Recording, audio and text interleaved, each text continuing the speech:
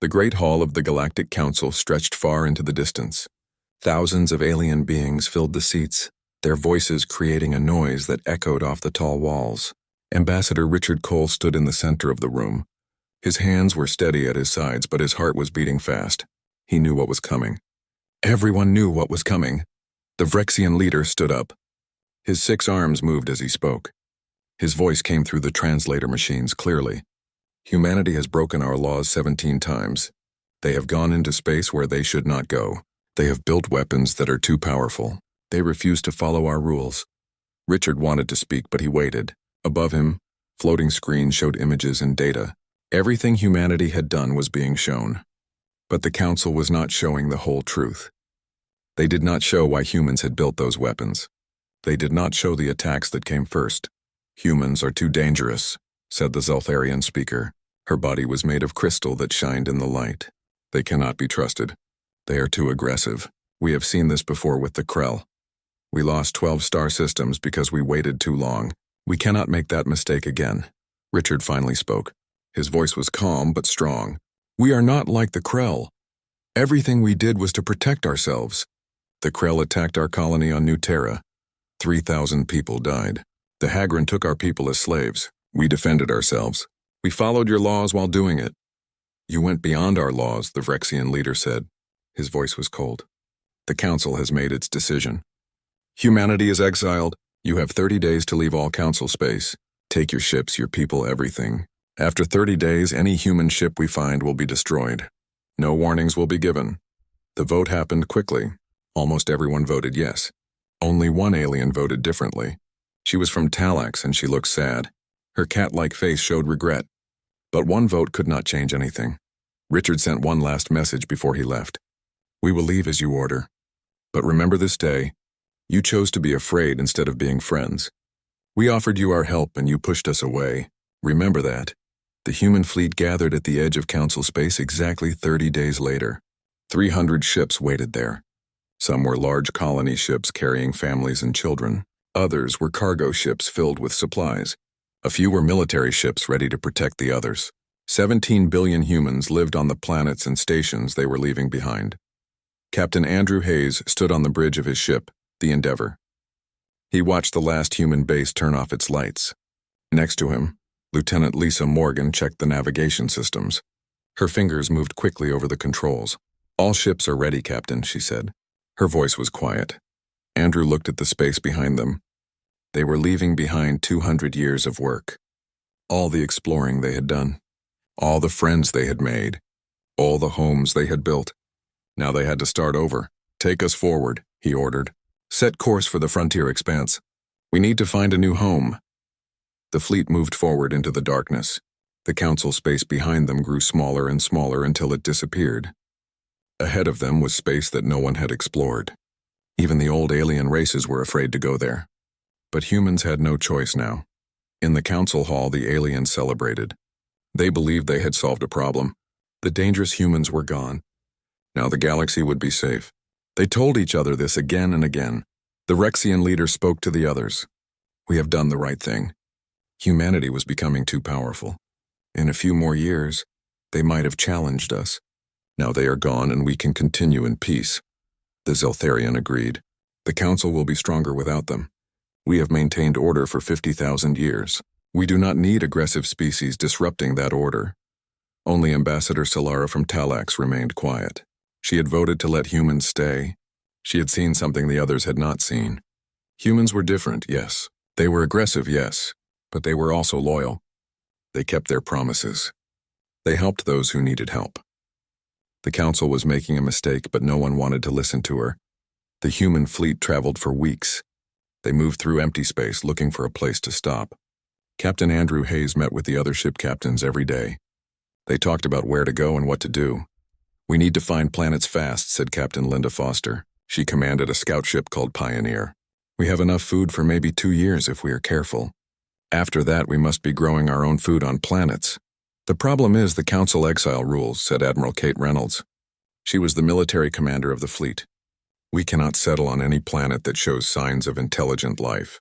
Not even old ruins. We gave our word. That limits our choices, Andrew said. Most good planets have been used by someone before. Finding an empty one will be hard, but they had to try. Scout ships went out in every direction. They looked at hundreds of star systems. They found many good planets, but there was always a problem. Some had old buildings on them. Some had writing on rocks. Some had other aliens who claimed them. The humans moved on each time. They had given their word to the council and they would keep it. Children were born on the ships.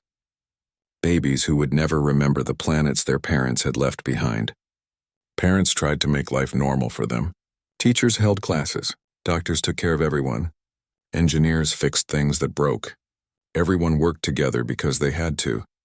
Dr. Karen Mills ran the medical center on a ship called Promise. She had delivered 47 babies in 1 year. Each baby was a sign that humans would survive. But she also saw the other side. People were getting sad. They were tired of living on ships. They wanted to walk on real ground and breathe real air. How much longer? People asked her every day, "When will we find a home?" Karen did not have an answer. No one did.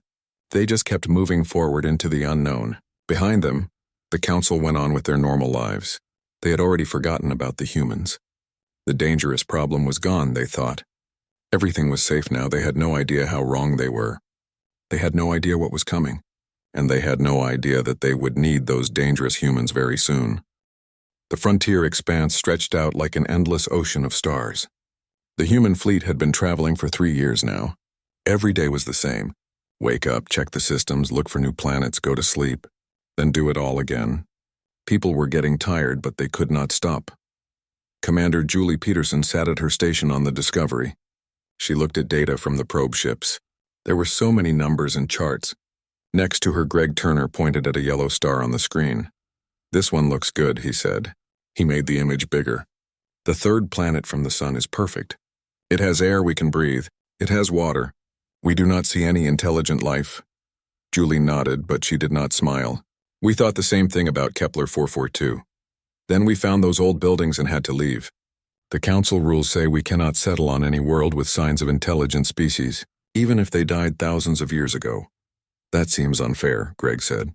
"Those beings are gone. The planet is empty. We gave our word. We have to keep it." But Julie still sent the coordinates to the exploration team. "Let us check it anyway. We need options." The fleet had changed during the 3 years. They could not just travel and hope. They had to adapt. Mobile factories were built in space. They took metal from asteroids and built new ships. Gardens were grown inside the ships to make food. More and more people were born who had never touched dirt or grass. They only knew the hum of engines and the stars outside the windows. Dr. Karen Mills worked in the medical bay on the Promise. She treated everything from injuries to sickness. She also helped people with their sad feelings. Many people were depressed. They wanted a home so badly. Chaplain Paul Sanders visited her often. He tried to help people feel better about their situation. "How is everyone doing?" he asked one day. Karen took off her medical gloves and sighed. "Their bodies are okay, but their minds are struggling. People are tired, Paul. They want to stop moving. They want a home." "We will find one," Paul said. "Will we?" Karen asked. "We have looked at 200 star systems. We found many good planets, but there is always something wrong. Old buildings, signs of aliens, claims from other species. It feels like the galaxy does not want us." Paul put his hand on her shoulder. "Then we will make the galaxy accept us. Humans do not give up easily." The big change came in the 4th year. A scout ship called Pioneer found something strange. Captain Linda Foster was commanding that day. Her sensor operator, Derek Walsh, called out suddenly. "Captain, you need to see this," Derek said. His voice was shaking. "There is a huge debris field ahead. It goes on for 3 light years. I am seeing thousands of destroyed ships." Linda came to look at his screen. What she saw made her feel cold inside. Ships from many different alien species were destroyed here. Weapons marks were everywhere. A massive battle had happened here. "How old is this?" she asked. "About 12,000 years, Derek said. "Scan for survivors or working technology. If someone won the battle, I want to know who." The scans showed something even worse. There were no survivors, no winners. Just death everywhere, frozen in space for thousands of years. Whatever had happened here had killed everyone. Back on the Endeavour, Captain Andrew Hayes looked at the data from Pioneer. Admiral Kate Reynolds was with him. Her face was serious. "This changes everything," Kate said. "The Council has been exploring space for 50,000 years. How did they miss a war this big?" "Maybe they did not miss it," Andrew said slowly. "Maybe they knew about it and did not tell us. Why would they hide it? Because whatever caused this is still out there somewhere. And they sent us right toward it. The idea made everyone afraid. Did the Council know about the danger? Did they send humans here on purpose? Or did they just not know what was beyond their borders? Either way, humans were alone now, and somewhere in the darkness, something that had destroyed entire civilizations might still be alive. The fleet had a meeting. All the ship captains talked through video links. They had to decide what to do. "We should go back," said one captain. "Warn the Council about this." "They will not listen," said another. "They exiled us. They do not care what we find out here." "We should keep exploring," said Captain Linda Foster. "But we need to be more careful. We need better weapons," Admiral Kate Reynolds agreed. "The Council limited what weapons we could build. They said it was for peace, but we are not in Council space anymore. We need to protect ourselves." Andrew Hayes made the final decision. "We will improve our weapons and our ships. We will study this battlefield and learn from it, and we will stay alert. Whatever destroyed these ships might still be out there." The fleet became busy with new work. Engineers designed better weapons. Scientists studied the destroyed ships. They learned new things about shields and energy weapons. Every ship became a workshop. Everyone had a job to do. Dr. Susan Harper led the research team on the horizon. She worked with a physicist named Nathan Cross. They tried to understand the weapon marks on the destroyed ships. "These weapons are strange," Susan said during a meeting. "They use energy in a way we have never seen before. They seem designed to go through shields. Can we defend against them?" asked Admiral Reynolds. "Yes, but it will take time. We need to change the shields on every ship." "How long will that take?" 3 months if everything goes well. You have 6 weeks. If whatever made these weapons comes back, we need to be ready." While the fleet worked, scout ships kept exploring. They went farther and farther from the fleet, looking for threats and opportunities. Captain Linda Foster took Pioneer deeper into unexplored space. What she found made everyone's fears come true. Pioneer was following a strange energy signature through a nebula. The nebula was beautiful, full of purple and blue gas clouds, but inside it was something terrible. A structure the size of a small moon. Around it were thousands of black ships. "Recording everything," Derek said quietly. "Those ships match the weapon signatures from the old battlefield." Linda felt her blood turn cold. "How many ships?" "At least 5,000. Maybe more." They watched from a safe distance. The black ships moved in perfect formation. They seemed to be gathering, preparing for something, and according to Pioneer's navigation data, they were pointing toward Council space. "This is not a small group," Linda whispered. "This is an invasion fleet." Pioneer returned to the human fleet as fast as possible. When Linda showed the recordings to the fleet leaders, no one spoke for a long time. Finally, Andrew Hayes broke the silence. "The Council has no idea this is coming. These things will destroy everything." "That is not our problem," said one captain. "They exiled us. Let them face their own dangers." "Billions of innocent people will die," said Julie Peterson. "Can we really just let that happen?" The debate went on for hours. Some said humans owed the Council nothing. Others said it was wrong to let people die when they could help. In the end, they had to make a choice. Would humanity warn the Council? Or would they stay silent and let the Council face the enemy alone? The decision would change everything. The attack happened without any warning. It was the 5th year since humans had been exiled. The fleet was moving through a quiet system, scanning planets like they did every day. Then, everything changed in seconds. Ensign Tyler Brooks was working at the communications station on a ship called Defender. The sensors started screaming. "Unknown contacts appearing. Bearing 270 Mark III. They are not sending any identification signals." Captain Diana West immediately ordered battle stations. Alarms rang through every ship. People ran to their positions. But Diana knew they were in trouble. The human fleet was made for exploring and defending against pirates. These ships were different. These ships were made for war. The enemy fired first. Their weapons were red beams of light that cut through space. The cargo ship Providence did not even have time to raise its shields. The beams hit it and cut it apart. 300 people died in seconds. Their screams were cut off as the air rushed out into space. "Return fire," Diana commanded. Her voice was steady, but her hands were shaking. "All ships move in evasive patterns. Get the civilian ships behind the military ones." The battle was chaos. The enemy ships moved perfectly together, like they were one mind.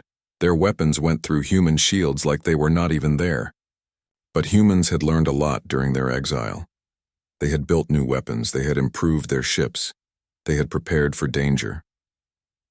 Lieutenant Commander Ryan Clark worked at the tactical station. "Target their power sources. Focus all fire on one ship. Use pattern Delta 7. The human military ships turned and fired together. All their weapons hit one enemy ship at the same time. For a moment, nothing happened. The black hull of the enemy ship seemed to absorb the damage.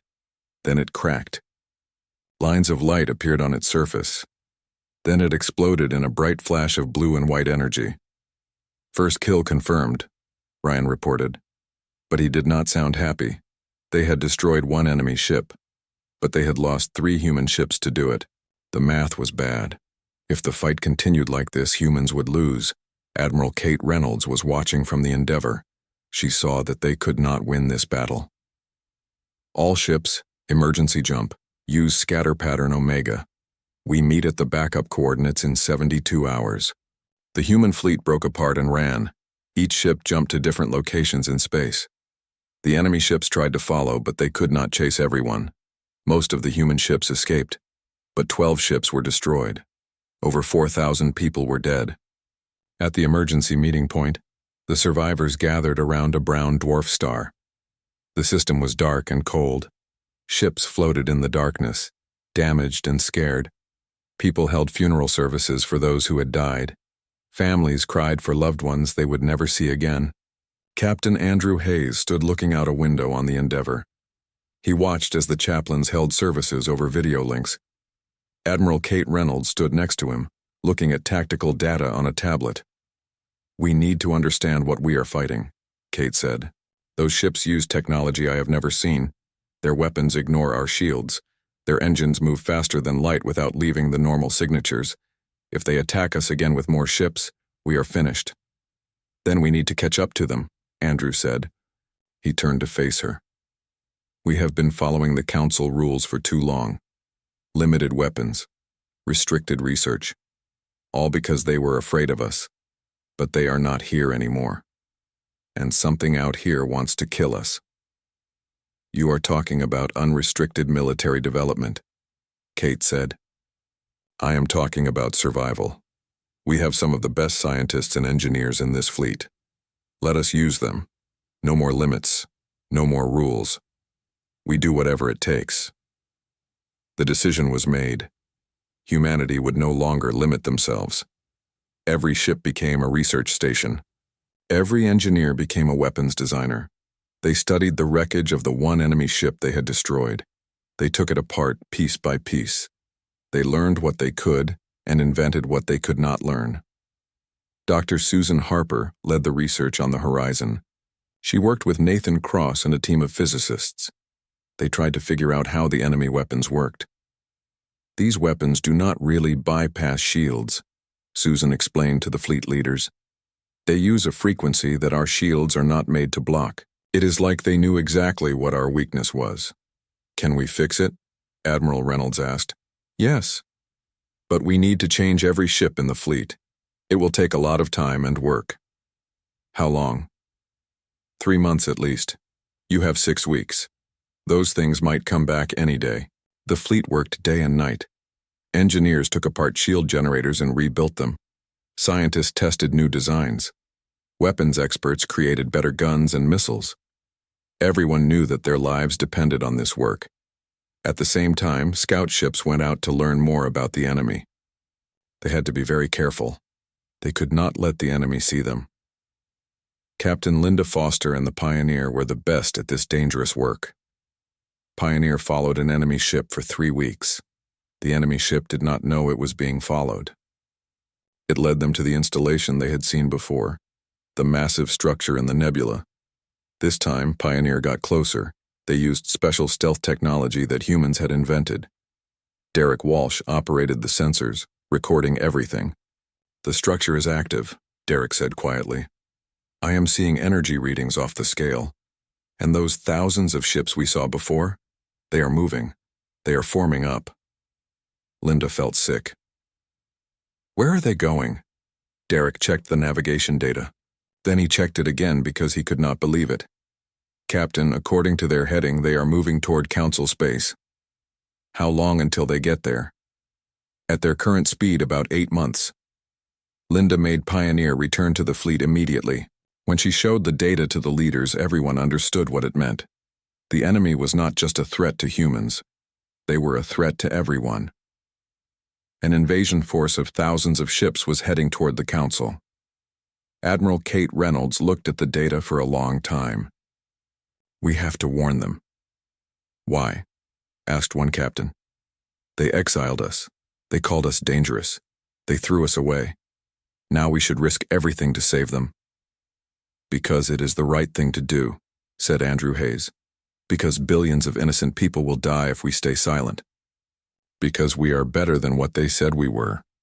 The argument went on for hours. The fleet was split. Half wanted to warn the Council, half wanted to stay silent and let the Council face the consequences of their actions. In the end, the decision went to Governor Helen Martinez. She was the elected civilian leader of the human fleet. She listened to everyone, then she made her choice. "We warn them," she said, "not because they deserve it, but because this is who we are. We do not stand by and watch while civilizations die, no matter how they treated us." Lieutenant Commander Chris Parker prepared the message.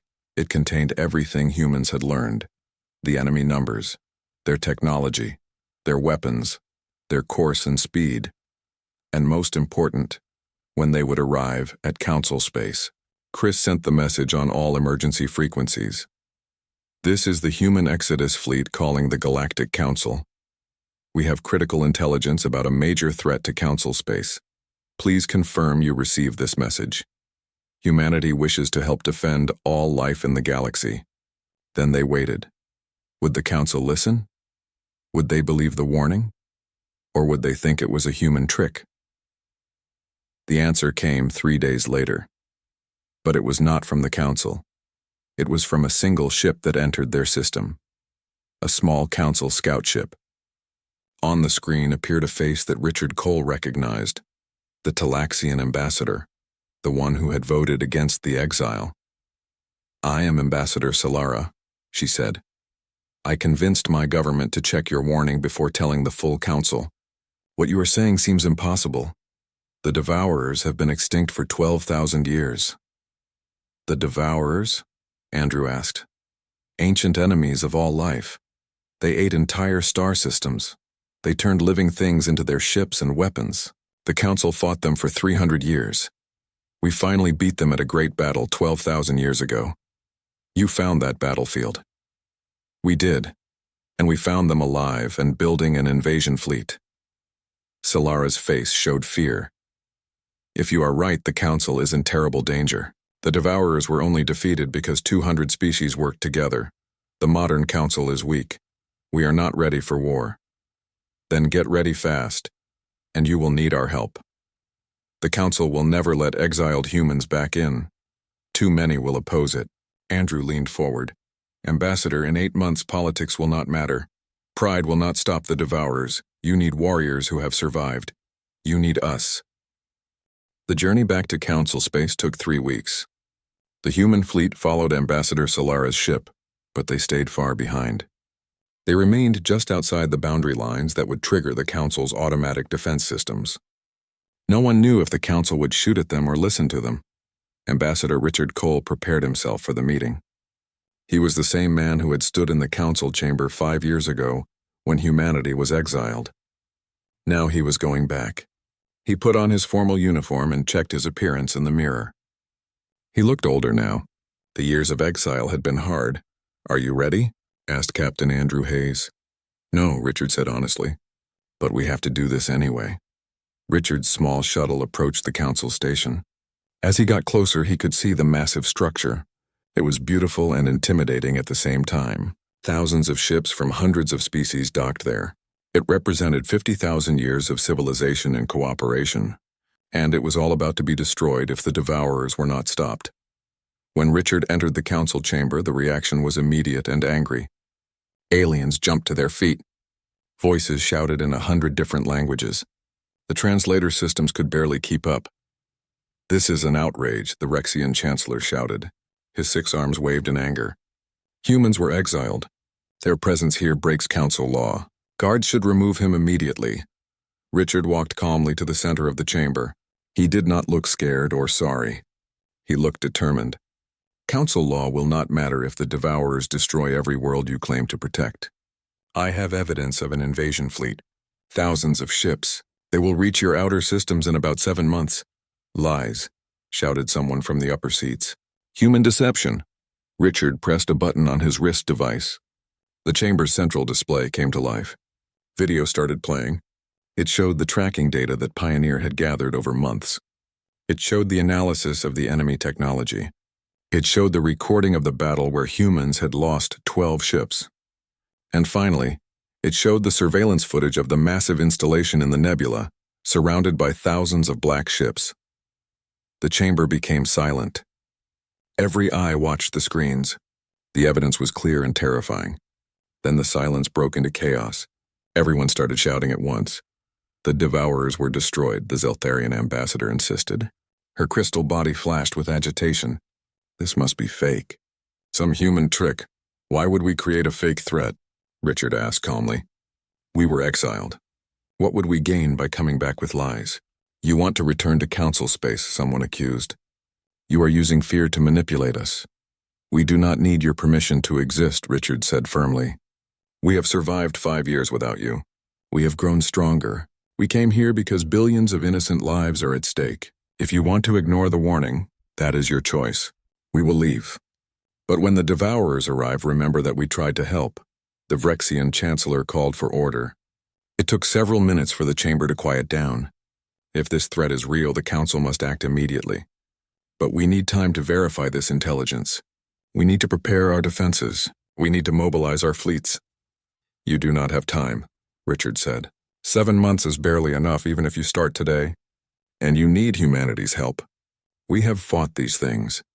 We have studied their technology. We have survived their attacks. Can you say the same?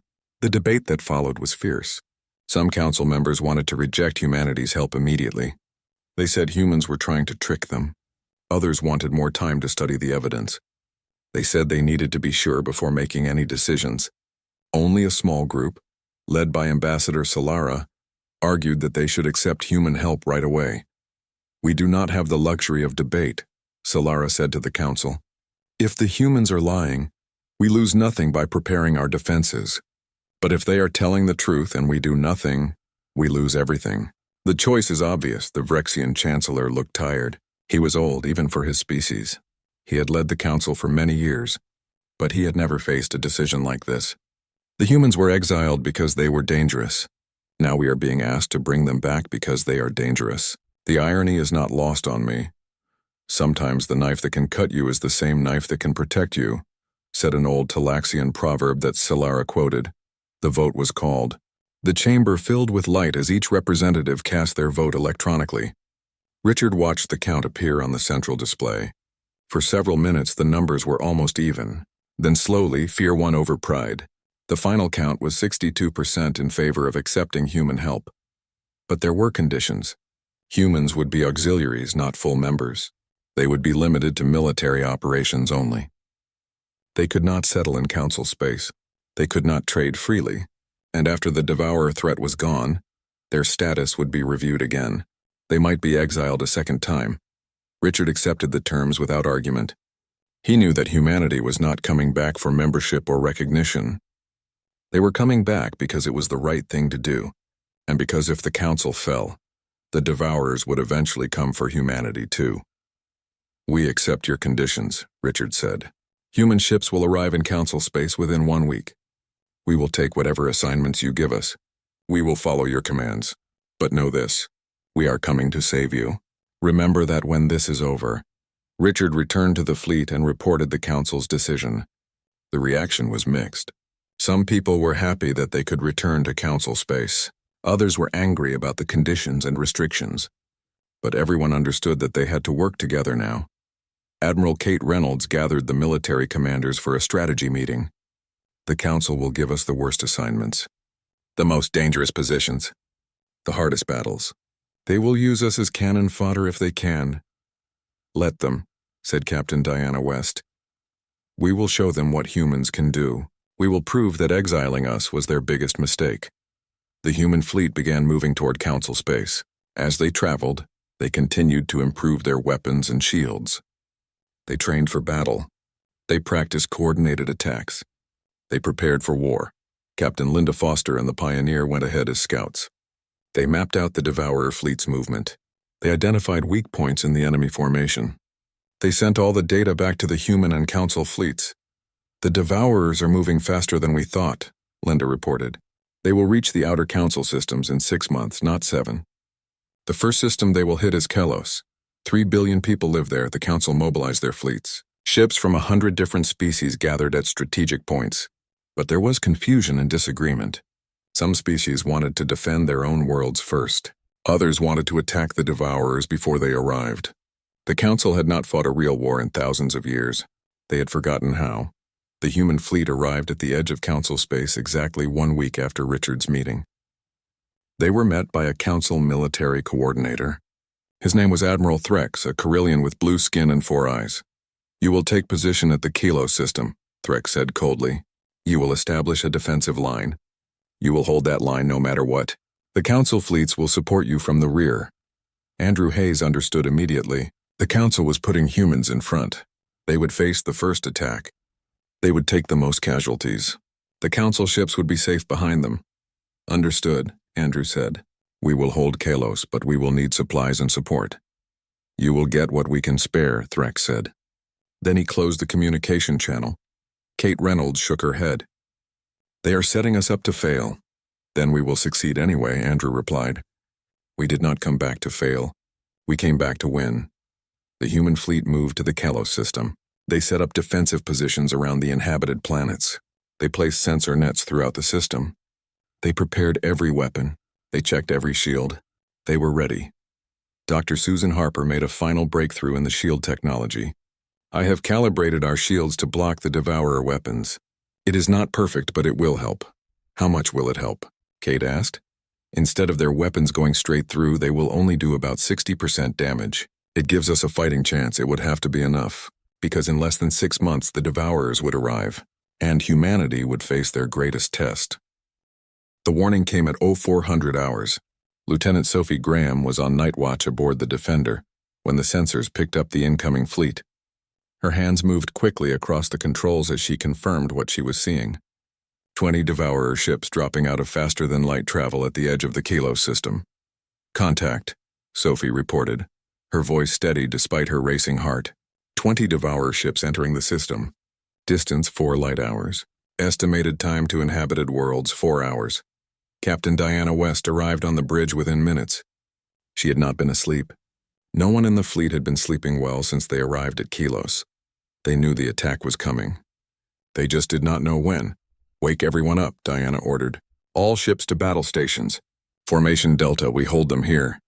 Across the human fleet, alarm sounded. People ran to their positions. Weapons were powered up. Shields were raised to maximum.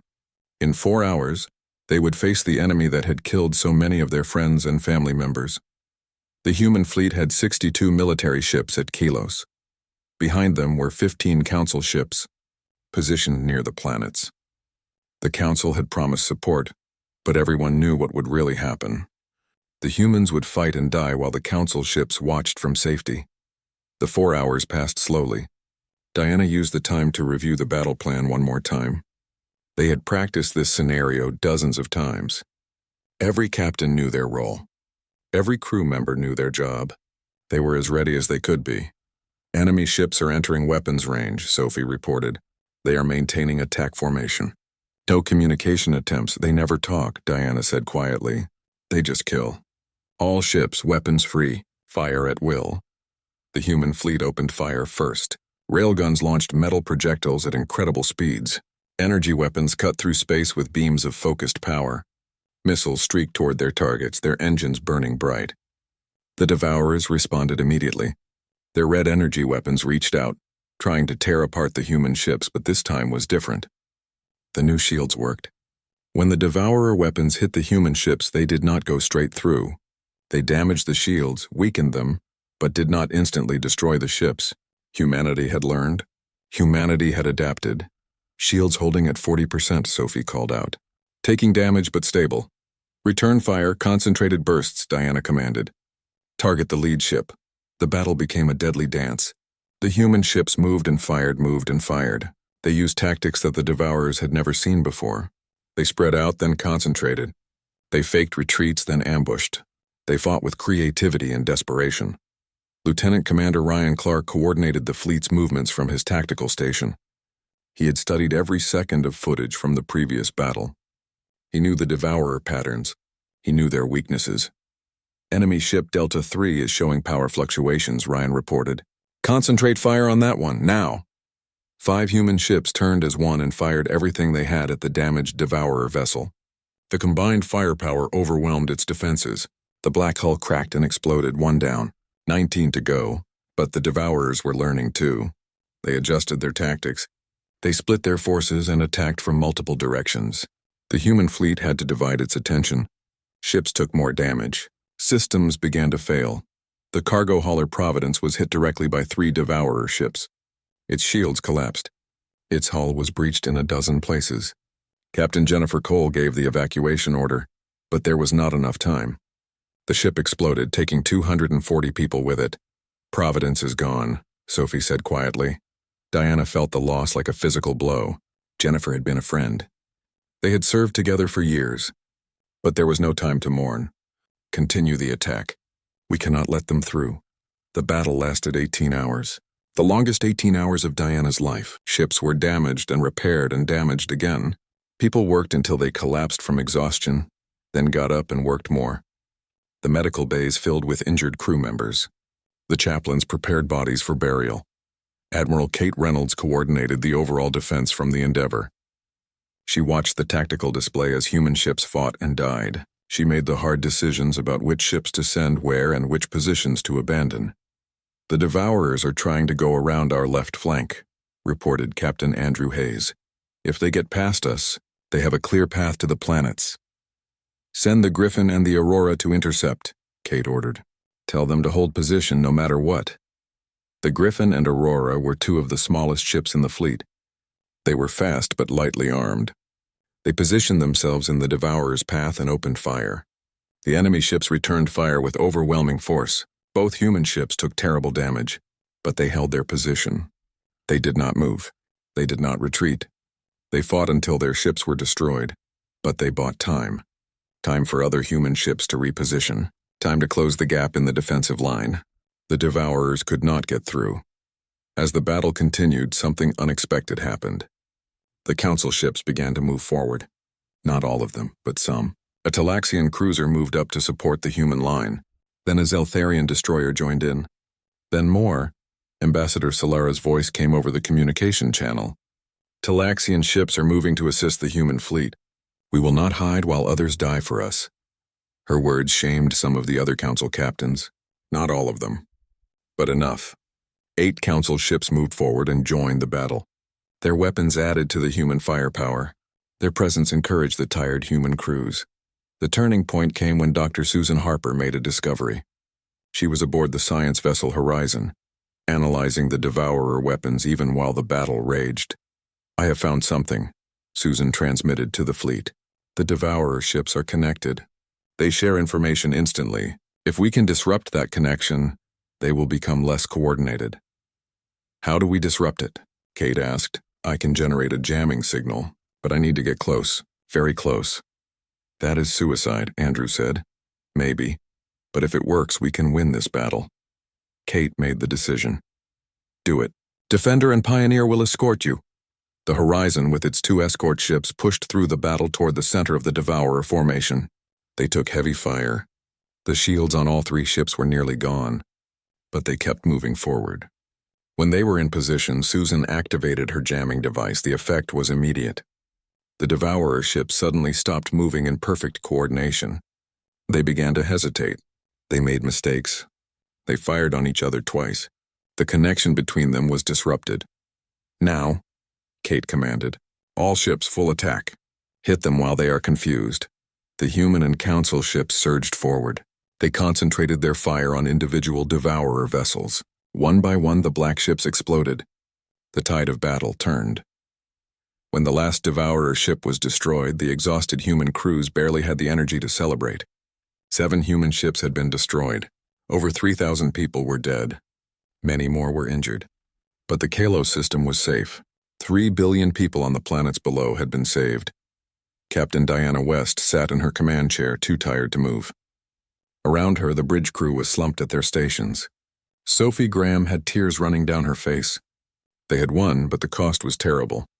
Admiral Kate Reynolds sent a message to the fleet. "You did well today. You saved billions of lives. You proved that humanity deserves respect. Rest now, but stay ready. This was just the first battle.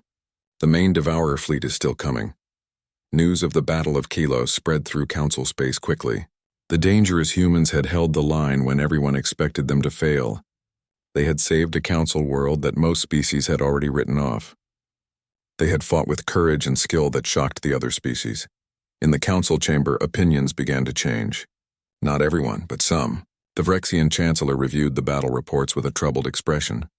"The humans lost 7 ships," he said to his advisors. "But they destroyed 20 Devourer vessels and saved Kalos. Our analysts said they would fail. They said the humans would break and run. They were wrong." "What does this mean?" asked one advisor. "It means we may have underestimated them. Again." More battles followed in the coming months. The Devourers attacked multiple systems. Each time, human ships were there. They fought at Viridian Nebula, where Captain Linda Foster led a guerrilla campaign against a Devourer supply convoy. They fought at Krill Junction, where human and council ships worked together to drive back a major incursion. Each battle was hard. Each battle cost lives. But each battle was won. The human fleet was becoming famous throughout Council space. Stories spread about their bravery and tactics. Other species began to request human assistance. The ships that had been exiled in shame were now welcomed as heroes. But Admiral Kate Reynolds knew the truth. These were just preliminary attacks. The main Devourer fleet had not arrived yet. That massive armada of thousands of ships was still coming, and when it arrived, all these small victories would mean nothing if they were not ready. 6 months after the Battle of Kalos, Ambassador Richard Cole stood before the Galactic Council again. But this time was different. The chamber was not filled with hostility. Instead, there was fear. Desperate, terrible fear. The preliminary Devourer attacks had stopped 3 weeks ago. Everyone knew what that meant. The main fleet was coming. "We are losing," Richard said bluntly. His words caused uncomfortable shifting among the council members. "Not the battles. We have won most of those. But we are losing the war. Every time you defend a system, the Devourers attack 2 others. You are spread too thin. You cannot protect everything. What do you propose?" asked Ambassador Solara. She looked tired. The war had been hard on everyone. Richard activated the holographic display. It showed a tactical map of the entire region. Red dots marked Devourer positions. Blue dots marked Council and human forces. "Stop defending. Start attacking. We have located their main base, the installation where they build their ships. We strike there with everything we have. We destroy their ability to make more ships." The Vrexian Chancellor stood up. "Our intelligence says that base is defended by 5,000 ships. You want us to attack that with our entire fleet? That would leave all our worlds undefended. It is suicide." "You are already undefended," Richard replied. "You just do not realize it yet. The Devourers are not attacking your worlds because they want to bleed you slowly. They want you to spread your forces thin. Then they will attack everywhere at once and you will have nothing left to stop them. This is your only chance to end the war before that happens." The debate went on for hours. Some council members wanted to continue the defensive strategy. Others wanted more time to think. But time was the one thing they did not have. Finally, desperation won over caution. The council voted to authorize the attack. 80% of all council military forces would join the assault. The human fleet would lead the attack. Admiral Kate Reynolds stood on the bridge of the Endeavor, looking at the fleet assembled around her.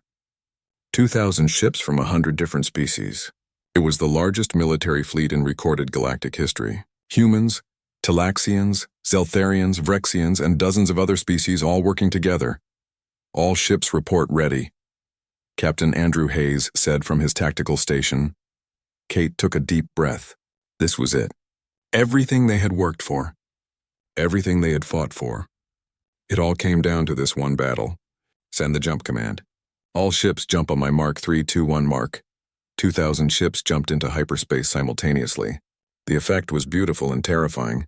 Space itself seemed to bend and twist as the massive fleet disappeared. They emerged directly inside the purple nebula where the Devourer base was hidden. The massive installation was right in front of them. Even bigger than the reports had said. It was the size of a small planet. Black metal and organic components fused together in a nightmarish structure. And surrounding it were the 5,000 Devourer ships that intelligence had predicted. Captain Diana West saw the enemy fleet on her screens and felt her stomach drop. There are so many of them. Then we will have to kill all of them, said Lieutenant Sophie Graham grimly. The Devourers reacted quickly. They had been caught by surprise, but they recovered fast. Thousands of black ships turned toward the attackers. Their weapons began to charge. Red energy built up along their hulls. All ships attack formation beta, Kate commanded. Focus on the installation. That is our primary target. The escort ships will handle the Devourer fleet. The battle began with a massive exchange of fire. The space between the two fleets lit up with weapons fire. Red beams from the Devourers. Blue and white energy from the Council ships. Missiles streaking in every direction. Ships exploding on both sides. It was chaos on a scale never seen before. The human ships drove forward aggressively. They had the best shields now, upgraded after months of fighting. They could take more punishment than the other Council ships, so they took the lead positions and drew the most fire. Captain Linda Foster commanded the Pioneer in a daring attack run. She led a squadron of fast ships directly into the Devourer formation. Follow me. We are going to punch a hole through their line. The small ships dodged and weaved through enemy fire. 3 of Linda's squadron were destroyed in the first minute, but the survivors kept going. They fired at close range, destroying Devourer ships that were too slow to react. They created chaos in the enemy formation. Hole is open, Linda transmitted. Main fleet come through. The larger Council ships pushed through the gap that Pioneer had created. They got closer to the installation. Their weapons began to hammer at the massive structure's shields. But the shields were incredibly strong. Nothing seemed to hurt them. Dr. Susan Harper was aboard the Horizon, analyzing the installation even as the battle raged around them. Her science team worked frantically, scanning every wavelength, looking for a weakness. The shields are being powered by the installation itself, Susan reported to Admiral Reynolds, but they are also connected to the Devourer ships. The ships are acting as secondary shield generators. So we have to destroy the ships before we can hurt the installation? Kate asked. Or we find a way to overload the shield network, Susan said. If we can create a feedback loop, the shields will collapse. How close do you need to be? Very close. I need to be inside the shield perimeter. Kate understood what Susan was asking. That is suicide. You will not survive. I know, Susan said calmly. But if I do not try, none of us will survive. Give me an escort. I will do the rest. Admiral Reynolds wanted to refuse, but she knew Susan was right. Defender and Aurora will escort you. Get it done, Doctor. The 3 ships broke from the main formation and drove toward the installation. They took incredible damage. The Devourer ships concentrated their fire on them. The Defender's shields failed first, then the Aurora's. But they kept moving forward, using their damaged hulls to protect the Horizon. Captain Diana West knew her ship was dying. Alarms blared from every system. Half her crew was dead or injured. But she kept the Defender between the enemy and the Horizon. Keep firing. Do not let them through, the Aurora exploded beside them. Then the Defender's engines failed. The ship began to drift. But they were close enough now. The Horizon was at the shield perimeter. Dr. Susan Harper activated her device. It sent out a pulse of energy that matched the frequency of the Devourer shields. The pulse traveled through the shield network, from the installation to every connected ship. For a moment, nothing happened. Then the feedback began. Energy built up faster and faster. The shields began to glow. Then they began to crack. Shields are failing, Susan transmitted. Then the overload reached the Horizon. The science vessel exploded in a brilliant flash of light. Dr. Susan Harper and her entire crew died instantly, but the shields were down. Now, Kate commanded. Her voice was thick with emotion. All ships fire everything at the installation's core. For Susan, for everyone we have lost. End this. 2,000 ships fired at once. Every weapon, every missile, everything they had. The installation's hull, no longer protected by shields, began to crack. Huge pieces broke off and floated into space. Then the entire structure began to collapse inward. The explosion was massive. It created a shockwave that knocked nearby ships away. The light was so bright that ships had to dim their view screens. When the light faded, the installation was gone. In its place was just debris and dust. The Devourer ships suddenly stopped fighting. Without the installation controlling them, they became confused. They fired randomly. They collided with each other. Some just stopped moving entirely. All ships hunt them down, Kate ordered. Do not let any escape. The battle continued for 3 more hours as the Council fleet destroyed the remaining Devourer ships. It was not really a battle anymore. It was cleanup. One by one, the black ships were eliminated. When the last Devourer vessel exploded, a cheer went up across the entire fleet. The war was over, but the cost had been terrible. The Council had lost over 800 ships. Tens of thousands of people were dead. The human fleet had been hit especially hard. They had lost 40% of their ships. Over 15,000 humans had died, including Dr. Susan Harper and countless others who had become heroes. Captain Andrew Hayes stood on the bridge of the Endeavour, looking at the casualty reports. So many names, so many friends. Was it worth it? He asked quietly. Admiral Kate Reynolds put her hand on his shoulder. They saved billions of lives. Every species in the Council. Yes, it was worth it. They made it worth it. The fleet returned to Council space slowly. Ships needed repairs. Wounded needed treatment. Bodies needed to be buried. But they had won. Against impossible odds, they had won. 3 weeks later, the Galactic Council met again to discuss humanity's future. Ambassador Richard Cole stood in the center of the chamber one more time. But now the chamber was filled with respectful silence. The Vrexian Chancellor spoke first. He looked older than before. The war had aged everyone. Ambassador Cole, the Council owes humanity a debt that can never be repaid. You saved us when you could have let us die. You fought for worlds that had rejected you. You proved that our judgment of your species was wrong. The Council wishes to formally end your exile and offer full membership, with all rights and privileges. Richard was quiet for a long moment.